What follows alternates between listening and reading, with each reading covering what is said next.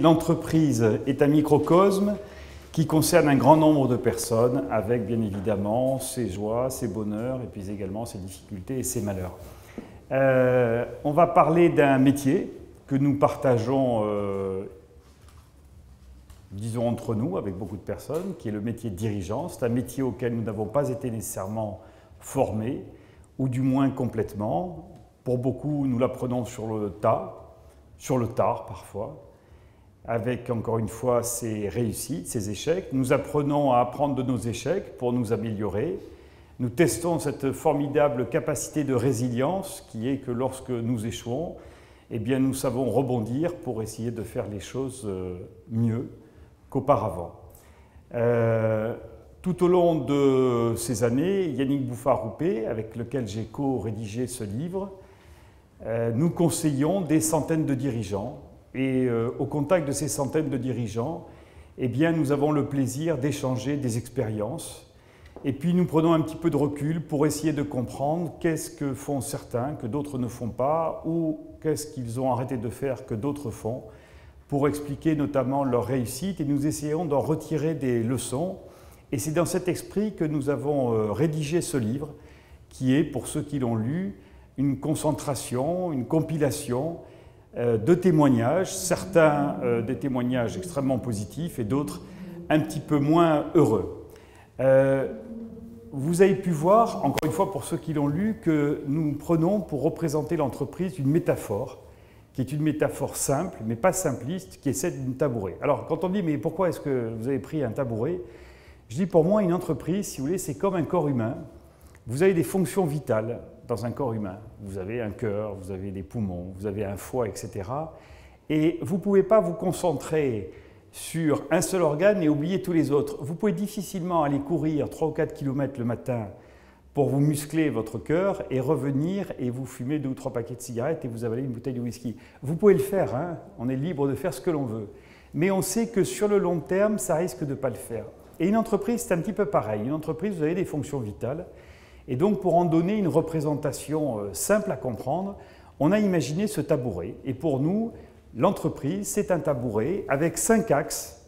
3 axes opérationnels, que sont le commercial, c'est-à-dire le chiffre d'affaires que nos entreprises génèrent, la production, qui est censée livrer ce que nous avons vendu, la gestion, qui nous permet de savoir si ce que nous laisse ce chiffre d'affaires. Ensuite, vous avez l'assise du tabouret, qui est l'organisation et la façon dont vous organisez votre entreprise pour qu'elle fonctionne de manière autonome, si possible, le plus autonome possible vis-à-vis de vous, dirigeants. Et enfin, vous avez ce dossier, ce cockpit du pilote qui permet à nous, dirigeants, normalement, de prendre de la hauteur, de regarder les choses d'en haut et donc de décider des actions correctives à mener pour faire de notre modèle économique une réussite. Alors, quand on me dit « c'est quoi le métier de dirigeant ?» je dis simplement « c'est quelqu'un qui doit piloter l'ensemble de ses axes », c'est-à-dire piloter l'axe commercial, production, gestion, piloter l'axe organisation, management. Et la question qui se pose, c'est est-ce que nous faisons tout ça? Et je ne vous surprendrai pas que peu de gens disent « oui, chez moi, dans mon entreprise, toutes ces fonctions sont optimisées, toutes ces fonctions fonctionnent très bien, je les pilote avec efficacité ».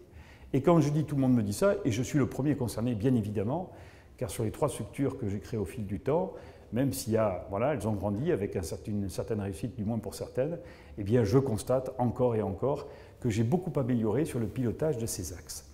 Alors, la question qui se pose, c'est est-ce que sur ce tabouret, mes 3 pieds sont de taille, mes 3 pieds opérationnels sont de taille égale? Et là aussi, je ne surprendrai pas, peu de dirigeants me disent si, chez moi, l'axe commercial, l'axe production, l'axe gestion est de taille égale. Et on sait bien qu'il peut très bien y avoir un axe hypertrophié, ça va être par exemple l'axe production, que l'axe commercial n'est pas toujours structuré et optimisé et que parfois l'axe gestion est aux abonnés absents. Je ne dis pas que c'est une généralité, je dis qu'en général, nous constatons cela au niveau des entreprises et notamment des petites entreprises. Donc ce but, cette conférence, le parcours du dirigeant que je vous présenterai en fin de réunion, eh bien, ont pour objectif de vous aider les uns les autres à réfléchir et peut-être à apporter ici des réglages d'amélioration du fonctionnement de cette entreprise. Alors ces 5 axes, donc, je les ai présentés Et je vais directement passer au premier axe qui est l'axe de pilotage. Alors peut-être que vous vous posez un certain nombre de questions, comme nous nous les posons parfois, sur les mutations de l'environnement économique avec un changement de modèle, on va en reparler. Cette impression que parfois on a un peu la tête dans le guidon, à toujours forcer, en espérant bien évidemment que la route devant ne monte pas trop et donc on ne prend pas trop de risques. Il y a cette question aussi de sérénité vis-à-vis des nuits blanches. Vous avez des chefs d'entreprise qui vous disent « moi j'ai des entreprises ou une entreprise qui marche bien, qui est rentable, à la limite j'ai réussi à contenir mon appétit illimité pour le temps de travail, mais je ne suis pas serein et donc je passe quelques nuits blanches ». Et puis il y a cette notion également de quelle valeur prend notre outil de travail. Nous avons créé une entreprise, créé un capital. Est-ce que ce capital, dans le temps, se bonifie et qu'est-ce que je fais aujourd'hui pour que la valeur de mon entreprise s'accroisse demain? Alors, il y a plusieurs choses. D'abord, il y a cette notion de travailler sur son entreprise plutôt que dans son entreprise. Et je vais me permettre de vous citer quelques exemples de dirigeants que nous avons en formation, que nous avons eu en formation, parce que leur témoignage, finalement, nous parle et fait écho à un certain nombre d'entre nous. Le premier dirigeant dont je voudrais vous parler, c'est un coiffeur d'Agen. Donc, on est dans le Lot-et-Garonne, dans le 47, on est un petit peu loin. Et ce coiffeur, il a créé il y a 20 ans, il a ouvert il y a 20 ans son premier salon de coiffure. Et il a commencé donc avec une apprentie, qu'il avait du mal d'ailleurs à se payer dans les premiers temps. Et aujourd'hui, 20 ans après, ce coiffeur a 14 salons et 140 salariés. Et ça n'est que de la croissance interne. Il n'a absolument pas fait d'opération de croissance externe, de rachat de salons. Et donc forcément, quand on l'a eu en formation, les dirigeants dans le groupe n'avaient de cesse de lui demander « mais comment expliques-tu sa réussite ?» Parce que c'est une vraie réussite. Vous voyez, la coiffure, je ne sais pas si certains d'entre vous sont dans ce domaine-là, mais c'est un environnement extrêmement concurrencé où les gens peuvent faire parfois n'importe quoi. Il nous citait par exemple le cas d'un salon qu'il avait dans un village, dans une ville de 5000 habitants. Et on dit en général qu'il faut 1000 habitants par salon de coiffure. Et donc dans ce village de 5000 habitants, le 12e salon venait d'ouvrir. Voyez, donc il y a parfois des gens qui prennent des décisions d'ouverture sans se soucier de savoir ce que veut dire le marché, l'étude de marché, etc. Bref. Donc quand on lui posait cette question, il disait « je dois ma réussite à 3 raisons. La première, c'est que j'ai changé de métier. Avant, j'étais coiffeur, aujourd'hui, je suis dirigeant. Et d'ailleurs, pour la petite boutade, il disait « d'ailleurs, sur certains aspects, je regrette mon ancien métier parce que j'adorais avoir un ciseau à la main et l'autre main dans les cheveux mouillés. Mais on comprend naturellement que si l'on a 14 salons et 140 salariés, on peut difficilement continuer à couper les cheveux. » Donc il avait changé de métier, avec bien évidemment d'autres avantages par rapport à l'ancien. La deuxième raison, disait-il, c'est que nous avons une connaissance chirurgicale de nos clients. Donc nous sommes capables de dire que 40% par exemple de nos clients sont des femmes âgées de 35 ans à 50 ans qui viennent 5 fois par an et qui achètent tel type de produit. Donc ça leur permet de faire des communications extrêmement ciblées, du style « vous n'êtes pas venu depuis 2 mois ». Nous avons reçu certains produits que vous affectionnez. Voici un chèque à valoir de 5-10 € sur les produits que vous affectionnez. Nous serions bien évidemment ravis de vous revoir. Alors je ne sais pas si vous recevez beaucoup ce genre de courrier de la part de vos coiffeurs respectifs, mais il y avait cette notion de client clé et d'exploitation de ce portefeuille de clients clés. On y reviendra. Et la troisième raison, disait-il, c'est que nous avons appris à consacrer beaucoup de temps à nos managers, puisqu'ils ont 14 managers, un manager par salon, qui eux-mêmes consacrent beaucoup de temps à leurs salariés. Et quand je dis beaucoup de temps, c'est jusqu'à 50% de leur temps. Et ça aussi, c'est très, très intéressant parce que dans les entreprises, on court après une denrée rare, quasiment introuvable, c'est le temps. Et on n'a jamais le temps pour faire tout un tas de choses parce que l'urgence nous prend par la main du matin jusqu'au soir. Et donc finalement, à la fin de la soirée, elle nous a essorés, elle nous a épuisés et on se demande finalement ce que l'on a construit. Et donc il nous disait, on passe beaucoup de temps, pourquoi ? Parce qu'on s'est aperçu, bien évidemment, comme vous l'avez constaté, comme nous l'avons tous constaté, qu'il ne suffit pas de dire une fois les choses pour qu'elles soient comprises et appliquées. Et donc, il faut répéter, répéter, répéter. C'est ce qu'il appelait le management multicouche. Et puis, il disait également autre chose intéressante, c'est qu'il disait on a arrêté de s'épuiser à vouloir transformer 100% des gens. Donc, on se concentre sur les 80% de gens qui veulent avancer et on fait comprendre, bien évidemment, aux 20% restants qui n'ont pas d'avenir dans l'entreprise. Donc c'est ça ce métier de dirigeant, c'est-à-dire qu'à un moment faire autre chose que ce que l'on était amené à faire et ce que l'on aimait faire d'ailleurs dès le départ. Il y a cette notion de projet d'entreprise. Les mutations sont extrêmement rapides, brutales aujourd'hui et bien malin celui ou celle qui pourra dire que demain son modèle économique sera aussi pérenne qu'il l'est aujourd'hui. Et là aussi je voudrais vous citer un autre exemple. On a eu en parcours de formation, sur Bordeaux cette fois-ci, un groupe de dirigeants, tous issus du même secteur d'activité, location de DVD. Alors 5 ans après, si vous voulez, c'est très facile de dire « pauvres gens ». Mais il y a 5 ans, ce n'était pas si évident que cela. Alors vous savez ce qui s'est passé avec le DVD, c'est que les fournisseurs d'accès sont arrivés, il y a eu la vidéo on demande, l'onglet VOD qui a tout écrasé, et je ne sais pas si vous connaissez autour de vous beaucoup de magasins de location de DVD. Hein, mais prenez-les vite en photo, parce qu'à mon avis, ils ne resteront pas sur la place du village très longtemps. Et c'était très intéressant parce qu'on avait un groupe de dirigeants qui se scindait quasiment en deux. Il y avait d'abord un groupe qui disait « ça change ». Ça risque de changer vite, même si personne n'a de boule de cristal. Et donc, il va falloir qu'on repense notre modèle économique. Parce que même si nous gagnons aujourd'hui de l'argent, eh bien, il est possible que demain, nous n'en gagnions plus. Plus du tout, même. Et puis, il y avait une autre partie du groupe qui était un petit peu dans une forme de déni. Mais il n'y a aucune critique dans ce que je dis. Parce que c'est encore une fois très simple après coup de dire « Ah, quand même, franchement, ils auraient pu ouvrir les yeux. » Oui, enfin bon, c'est pas si facile que cela. Hein. Aujourd'hui, avec les mutations, les réseaux sociaux, les bookings, les hôtels, les Uber, les Airbnb, etc., on est bien placé pour savoir que finalement, on ne sait pas à quelle sauce on va être mangé et surtout à quelle vitesse on va être mangé. Hein. Bon. Et donc, ces gens-là disaient « Non, il n'y a pas d'inquiétude à avoir. Dans 20 ans, 30 ans, on continuera à louer nos DVD aussi cher qu'on les loue aujourd'hui. » Voilà. Et il est évident que, bien évidemment, les mutations leur ont donné tort. Mais il y a cette notion que si à un moment, on n'a aucun instant, aucune seconde, aucune minute, aucun temps à donner à cette réflexion, à monter en haut de l'arbre pour essayer de savoir dans quelle direction on va, vous aurez beau avoir en bas de l'arbre la meilleure équipe possible pour vous tracer une route, si vous vous trompez dans la direction de la route, ça ne servira pas à grand-chose d'avoir la meilleure équipe possible. Il y a cette notion de priorité aux priorités. La priorité aux priorités, ça veut dire quoi? C'est comment gérons-nous notre temps. Voilà. Alors, est-ce que nous sommes dans l'urgence, en permanence, ou est-ce qu'à un moment, nous savons donner du temps à l'importance, c'est-à-dire à la réflexion, à cette prise de hauteur, cette prise de recul, vous l'appelez comme vous voulez. Encore une fois, c'est plus facile à dire qu'à faire. Mais encore une fois, preuve est de constater qu'ici et là, vous avez des dirigeants qui vous montrent finalement qu'ils sont capables de remettre en question leur emploi du temps, de sortir de leur production, de sortir de leur urgence et à un moment de mener ces actions de réflexion qui sont si nécessaires à la création ou à l'adaptation d'un nouveau modèle économique. Deuxième chose, c'est l'organisation. Alors pour moi, l'organisation, c'est assez simple. Alors, il y a deux composantes, si vous voulez. C'est premièrement, comment est-ce que mon entreprise fonctionne si possible sans moi? Et deuxièmement, comment est-ce que j'exploite dans le bon sens du terme mes salariés pour qu'ils me permettent finalement à moi de jouer mon rôle de pilote? Alors là, encore une fois, bien malin celui qui pourra dire qu'il a la solution miracle vis-à-vis de ses salariés. Et nous avons tous connu, et nous connaissons tous certainement, de formidables expériences avec des salariés et inversement de véritables cauchemars. Voilà, appelons un chat un chat. Je me souviens d'un transporteur cette fois-ci. Alors là, on est sur Tours. Et alors, c'était un transporteur qui avait 6 salariés, 9 camions.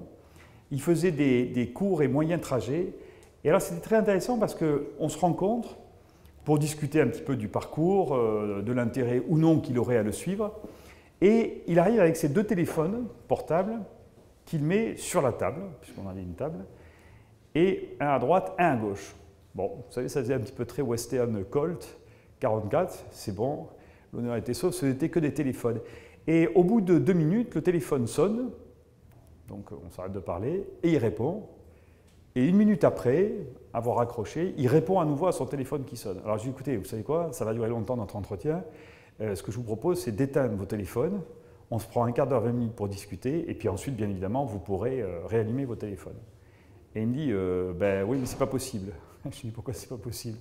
Il me dit, parce que là, sur le téléphone de droite, ce sont mes salariés, transporteurs, chauffeurs qui m'appellent, et sur mon téléphone de gauche, ce sont mes clients qui m'appellent. Et vous comprenez bien que je ne peux pas ne pas leur répondre. Alors je lui dis, écoutez, ça va poser problème, parce que lorsque vous allez venir au parcours dirigeant, bien évidemment, vous n'allez pas laisser vos téléphones sonner. Alors il me dit, bah, à ce moment-là, je ne viendrai pas. Je lui dis, oui, c'est exactement ce que je pense. Mais je lui dis, je voudrais quand même, enfin, c'est très alertant. D'abord, vos téléphones, vous les laissez allumer tous les combien? Alors il me dit, combien de temps dans la journée? Alors il me dit, oui, ça pose un problème familial parce que dans le lit conjugal, c'est comme ça qu'il me le raconte, il me dit, ça n'est pas rare que je réponde à des SMS à 22h, 23h. Donc j'imagine la tête de votre épouse, je lui dis, il me dit, non mais ça fait longtemps qu'elle ne partage plus le même lit. Bon bref, donc je lui dis, et j'aurais mieux fait de me taire parce que c'était quand même assez prémonitoire, je lui dis, vous savez, je trouve ça très inquiétant que votre entreprise soit si dépendante de vous. Et j'espère qu'il ne vous arrivera rien. Et pourquoi je dis que c'était prémonitoire? Parce que c'est quelqu'un qui aimait faire du cheval. Et malheureusement, 2 mois après, j'ai appris qu'il avait fait une chute de cheval. Il s'est pincé le nerf sciatique en bas. Apparemment, c'était un petit peu embêtant, même s'il n'a pas souffert de paralysie. Mais il est resté quand même 6 mois à l'hosto. D'accord? Et donc, lorsqu'il est arrivé à l'hosto, il a dû arriver avec ses 2 Colt 44, si vous voulez. Et là, par contre, ça a dû être une autre histoire. Et je pense que le chirurgien, les infirmières, etc., lui ont expliqué que pendant quelques jours, sinon quelques semaines, eh bien, il allait devoir remiser ses téléphones. 3 mois après, il se faisait racheter pour une bouchée de pain son entreprise de transport. D'accord? Donc, il n'avait pas réussi à créer d'organisation autonome. Alors, vous avez des dirigeants qui disent « Non, mais moi, je suis seul et je suis très heureux seul. » Et c'est un modèle économique.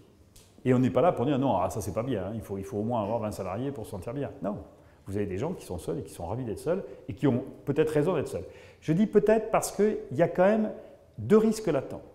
Le premier risque, c'est que tant qu'on va bien, tout va bien. D'accord? Et donc, il ne faut pas que quelque chose nous arrive si on est seul. Et la deuxième chose, c'est quelle valeur prend mon entreprise? C'est-à-dire, est-ce que je me suis créé un job qui me rémunère peut-être confortablement et agréablement parce que finalement, j'ai de comptes à rendre à personne, sinon à moi-même?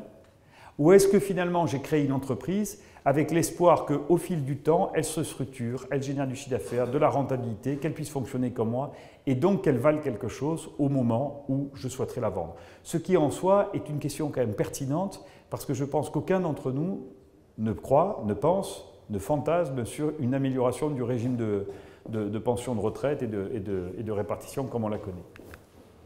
Le troisième axe, c'est le commercial. Alors le commercial, c'est assez simple, c'est comment votre entreprise génère du chiffre d'affaires. Nous avons tous des entreprises qui génèrent du chiffre d'affaires, d'accord? Sinon elles n'existeraient pas. La question, c'est que là encore, vous avez des entreprises qui structurent, qui optimisent mieux leur fonction commerciale que dans d'autres. C'est plus compliqué qu'il n'y paraît. Pourquoi? Parce que là, on est culturellement pas nécessairement à l'aise avec la vente. Là, encore une fois, on n'a pas trop de temps à consacrer aux personnes qui vendent et donc elles ne sont pas nécessairement, en termes d'organisation, optimisées. Alors, je dis toujours aux entreprises, et vous le retrouverez dans le livre, c'est le mirage du chiffre d'affaires. Vous avez des dirigeants qui disent, voilà, moi je veux accroître mon chiffre d'affaires. Enfin, la question, ce n'est pas d'accroître le chiffre d'affaires, la question, c'est d'accroître le bon chiffre d'affaires. Vous savez, le chiffre d'affaires, c'est comme le cholestérol. Il y a du bon et il y a du mauvais cholestérol. Il y a du bon et il y a du mauvais chiffre d'affaires. Et parfois, vouloir augmenter son chiffre d'affaires, on est en train finalement de creuser le trou dans lequel on va tomber. Donc attention à ce mirage du chiffre d'affaires. Puis le chiffre d'affaires aujourd'hui, c'est la résultante de 3 étapes chronologiques. D'abord l'offre, qu'est-ce que vous vendez? Et est-ce que ce que vous vendez aujourd'hui sera encore pertinent, pérenne demain? Deuxièmement, c'est tout l'aspect promotion-communication. Comment vous vous faites connaître? Comment vous devenez pratiquement une entreprise incontournable ou presque de vos clients ou acheteurs potentiels? Et enfin, comment vous développez cette aptitude à vendre? La communication aujourd'hui, c'est notamment la communication digitale. Je regardais quelques chiffres, mais totalement étonnants. Hein. Je vais vous en donner 2-3. Le 25 janvier de l'année dernière, ou 25 mars, pardon, 2015, le FAGA, je ne sais pas si vous savez ce que c'est Facebook, Apple, Google et Amazon. Ces 4 entreprises, la capitalisation boursière de ces 4 entreprises ont dépassé la capitalisation boursière de toutes les entreprises du CAC 40. Parmi lesquelles Sanofi, Total, enfin le fleuron, quoi. D'accord? Et donc, 1 an et demi après, on n'est pas redescendu en dessous, on est à 1,3. Le 27 juillet 2015, en une journée, la capitalisation boursière de Google s'est envolée de 64 milliards de dollars. En une journée, hein. Plus que ce que vaut l'entreprise Ford aujourd'hui. Et je voudrais vous donner un dernier chiffre. Le 25 août 2015, Facebook annonçait plus d'1 milliard de connexions sur son site en une journée. Alors, Facebook, moi j'aime bien parce que Facebook, ça a été créé la même année que l'une de mes entreprises, c'est-à-dire en 2004. Alors, quand je réalise ça, si vous voulez, je prends un coup d'œil à la nuque. Alors, Facebook a été créé 2 mois avant moi, donc ceci doit expliquer cela. Hein. Et le 30 août, ou le 31 août, une semaine après cela, Facebook annonçait plus de 30 millions d'utilisateurs mensuels qui allaient sur Facebook au moins une fois par mois, des utilisateurs uniques en France. C'est des chiffres incroyables. Donc 2004-2016, 12 ans. Hein. 12 ans. Donc, on va voir, mais c'est en train de révolutionner complètement certains pans d'activité. Et d'ailleurs, j'avais fait venir lors d'une conférence un expert en stratégie digitale il n'y a pas longtemps, et il nous montrait comment il avait pris en main la communication d'un camping du Var qui dépensait, alors de mémoire, 3 700 ou 4 700 € par an de pages jaunes, d'accord ? Comment il avait remplacé ça par un Facebook Ads, c'est-à-dire une publicité sur Facebook, avec un système de landing page, c'est-à-dire que c'est des pages d'atterrissage, etc., etc. Et comment cela avait généré 115 000 € de réservation. Donc il y a vraiment des phénomènes là qui se passent, hein, mais on pourrait en parler encore et encore. Vous savez que Booking, par exemple, hein, les deux sites, les deux plateformes, Booking et Hotels.com, à certains moments de l'année, c'est 40% des réservations sur Paris. Ça veut dire que l'hôtel a perdu son client. Hein. L'hôtel reçoit toujours l'usager, mais l'hôtel a perdu son client. Ça n'est plus. Le client ne passe plus par l'hôtel. Le client va passer par une plateforme qui ensuite va l'envoyer sur cet hôtel, avec au passage une commission variant, comme vous le savez, de 15 à 24 ou 25%. Enfin, c'est quand même des phénomènes incroyables. Alors, je ne vous parle même pas d'Amazon. Hein. Amazon, heureusement qu'on protège les libraires indépendants. Hein. Vous ne les protégez pas, il n'y en a plus. Ils n'ont pas été protégés en Angleterre, il n'y en a plus. Hein. Alors le problème, si vous voulez, c'est que les situations de monopole, enfin vous savez comme moi les avantages et surtout les inconvénients des situations de monopole, aujourd'hui les prix sont en train de s'envoler, aussi bien sur les versions print que digitales des livres, et ils font ce qu'ils veulent, ils font la pluie et le beau temps. Hein. Alors bien évidemment, derrière tout cela, il y a nous. Hein. Il y a nous clients, il y a nous consommateurs. On n'achète plus nos billets de train, nos maisons, nos voitures comme on le faisait avant. Tout ça, ça a changé nos modes de consommation. Et alors je ne vous parle même pas de la jeune génération qui ne sait même plus ce que c'est que d'acheter autrement que par ces réseaux-là. Bref, peu importe, on pourrait en parler. À un moment, nous avons, nous, dirigeants d'entreprise, la responsabilité de prendre de la hauteur, de réfléchir aux impacts que ces mutations vont avoir sur nos modèles économiques et donc aux décisions à prendre. Voilà. Et si on ne le fait pas et qu'on a décidé que la route était droite et qu'on allait faire un tout droit, le problème c'est que ce n'est pas nous qui avons nécessairement dessiné la route et que s'il y a un virage, il y a un virage. Voilà. Après, on en arrive à la production. Alors la production, ça aussi c'est très intéressant. Parce que finalement, produire, ça consiste à quoi? Ça consiste à livrer ce que vous avez vendu. Bon, donc si je suis dans le négoce, si j'ai vendu une veste, eh bien à ce moment-là, je vends la veste. Donc j'ai acheté la veste, j'ai stocké la veste, j'ai entretenu, j'ai mis en valeur la veste et j'ai vendu la veste. Si je suis dans le BTP par exemple, j'ai un chantier, j'ai une maison, j'ai ce que vous voulez. Et à ce moment-là, donc je suis dans un process un petit peu plus compliqué de suivi de temps, de matières premières, de frais, etc. Là aussi, c'est très intéressant parce qu'on s'aperçoit que la visibilité sur les délais, sur les coûts, sur les temps, sur les matières premières utilisées, etc., n'est pas toujours extrêmement précise. J'avais un graphiste la dernière fois sur Bordeaux qui me dit tu sais, je suis content, j'ai pris sur moi, mais aujourd'hui, je me vends plus cher que je ne me vendais avant. Ben, je lui dis écoute Frédéric, bravo, hein. Tu te vends combien maintenant?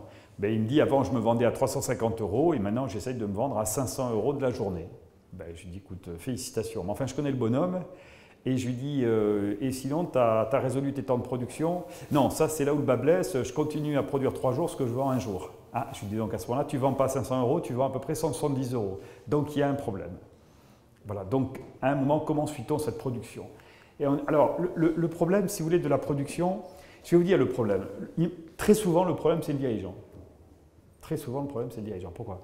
Parce que lorsqu'on crée une entreprise, on crée une entreprise parce qu'on a un savoir-faire. Alors, je ne dis pas toutes les entreprises, hein, mais beaucoup d'entreprises, notamment de petites entreprises, sont créées parce que le dirigeant a un savoir-faire.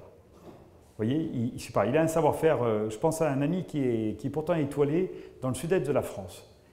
Et il a toujours adoré la cuisine. Il a toujours adoré la cuisine. Il m'a toujours dit, voilà, moi, dès que j'ai su marcher, je commençais à marcher, etc. Il a fait son école hôtelière, il est passé par Robuchon, etc. Et donc, il a réussi à ouvrir son restaurant. Et aujourd'hui, il a une étoile. Et aujourd'hui, il fait la une de certains journaux. Et aujourd'hui, il est demandé à droite, à gauche pour venir servir Poutine il y a 4 ans lors de Noël ou de la fête, je ne sais pas trop quoi, etc. Et c'est quelqu'un qui va dans le mur. Voilà. Et c'est quelqu'un qui va dans le mur. Qui va dans le mur avec ses 18 salariés, avec ses engagements à hauteur de 600 000 €. Et il va dans le mur pourquoi? Parce qu'il est dans la production, il y reste. Voilà. Et il ne peut pas l'entendre. Il ne peut pas entendre autre chose. Donc il ferait mieux à la limite de fermer son restaurant étoilé d'oublier son étoile, d'ouvrir une brasserie, d'utiliser tous ses talents pour faire du volume à plus forte marge, mais pour lui, c'est impensable. Voilà. Donc il est face à un mur, et il le sait en plus. C'est incroyable, hein? Et on n'a pas d'emprise, si vous voulez. C'est très compliqué, hein. Le changement, moi, on est très inégaux, hein, par rapport au changement. Ça me fait passer à mon médecin de famille, il y a 10-12 ans, qui fumait 2-3 paquets de cigarettes par jour. Alors je lui disais, Jean, c'est pas bon pour ta santé. Alors il me disait, ben, je le sais mieux que toi, je suis médecin et pas toi. Je lui disais, ouais, c'est vrai. Et alors, il me dit, je suis face à une montagne infranchissable. Et je lui disais, tant que tu en es convaincu, tu ne la franchiras pas. Voilà, et malheureusement pour lui, il ne l'a pas franchi. Ouais. D'accord? Donc, le problème de la production, c'est cette cannibalisation.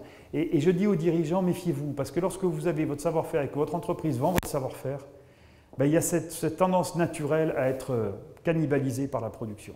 Et puis, c'est toujours les mêmes refrains, hein. C'est si je veux que les choses soient bien faites, autant que je m'en occupe, etc. Le problème, c'est que pendant que vous faites ça, pourquoi pas à la limite, mais qui s'occupe des autres fonctions? Et si la réponse est ben, personne, puisque je suis dans la production, c'est ce qui se passe dans ce restaurant, ben, ça ne marche pas. Voilà. La dernière chose, c'est la gestion. Alors, je ne suis pas sponsorisé par Sermorins hein, pour traiter de la fonction gestion, mais force est de constater que pour moi, c'est le maillon faible. C'est le maillon faible.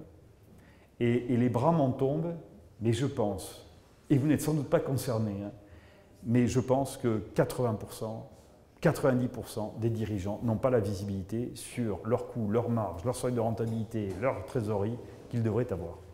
Le problème, c'est que si on prend des décisions dans le brouillard, excusez-moi, mais enfin c'est un peu risqué, quoi, hein, on joue un peu à la roulette russe. Hein.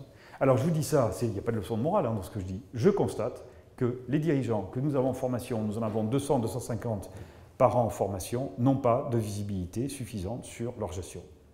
Et alors vous avez probablement vu dans le livre un témoignage que je trouve assez saisissant, c'est celui d'un gérant de station-service, donc à l'époque c'était des gérants de station-service libres, et il avait qu'à station-service. Et cette personne-là, méthodiquement, étape par étape, a acquis une station-service tous les 10 ans. Donc il y avait un accord avec le pétrolier, et donc en 40 ans d'expérience, il a acquis 4 stations-service. Une station-service, c'est extrêmement dangereux. Pourquoi? Parce qu'à l'époque, c'était en francs, les 4 faisaient 100 millions de francs de chiffre d'affaires. 100 millions, vous pouvez vous sentir le roi du pétrole. Ce qui en plus de ça tombe bien.